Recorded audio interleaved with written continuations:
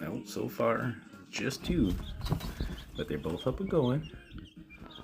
Little goobs, little stinkies, little cheeks. How are they doing? How are you? Hi.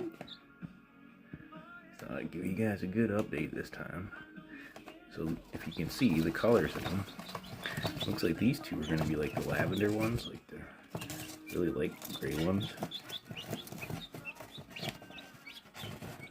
Hi. But let's see. That one's up and moving big time. But the other one was earlier too. First month they get going pretty early. Come over here, you guys. Come on over here. Come on.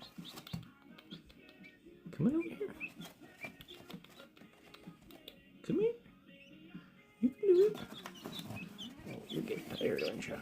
You probably don't want to have them too cold. Well, let's go see how the other eggs are looking. I don't know if any of them are gonna. I don't know. They all looked good, and some of them go earlier, and some of them, I don't know. It's just they're kind of funny. I know those two aren't fertile, and I should probably have them out there, but it's not a big deal. But so far, that's all we've got. But I know there's quite a few of them there, all the way along. Candling them. They look like it.